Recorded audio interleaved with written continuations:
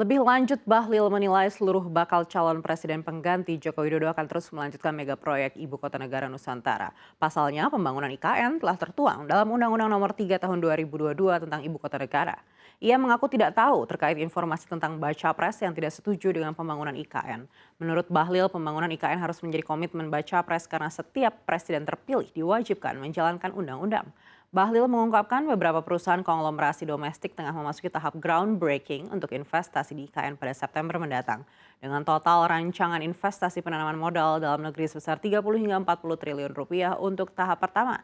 Sebelumnya bakal calon presiden 2024 dari PDIP, Ganjar Pranowo berkomitmen untuk terus melanjutkan proyek pembangunan IKN Nusantara di Kalimantan Timur. Hal yang sama juga diutarakan oleh Menteri Pertahanan Prabowo Subianto yang menyebut pembangunan IKN di Kalimantan Timur harus dituntaskan karena telah tertuang dalam undang-undang.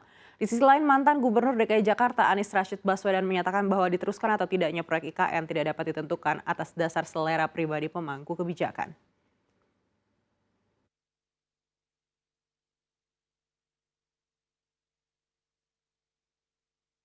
Setahu saya sih nggak ada capres yang tidak setuju dengan IKN. Setahu saya ya, karena siapapun Presiden Republik Indonesia itu sumpahnya itu menjalankan undang-undang. IKN itu bukan hanya program Jokowi, itu program negara karena sudah dalam undang-undang. Maka siapapun yang menjadi presiden harus menjalankan perintah undang-undang. Terkecuali undang-undangnya dicabut. Maksud kamu capresnya siapa sih? Pak Bahlil kemana? Pak Bahlil condongnya kemana? Saya tidak kemana-mana tapi ada di mana-mana. Menteri Investasi Bahlil Lahadalia menyinggung Provinsi Jawa Tengah tidak masuk sebagai 5 besar daerah dengan realisasi investasi tertinggi.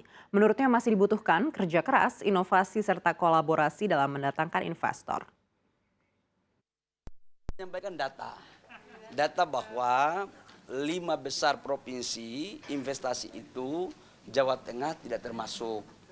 Itu maksudnya. Tidak ada korelasinya tentang capres-capresan. Tapi kalau kalian menganggap itu terserah kalian. Saya nggak bisa menjawab itu gitu loh. Saya kerja keras lagi. Butuh kolaborasi gitu loh. Saya pikir butuh inovasi, kerja sama-sama ya. Kita harus bangun kebersamaan di sana. Saya pikir ke depan Jawa Tengah akan menjadi provinsi yang bagus juga. Karena ada kawasan industri Batang kan di sana.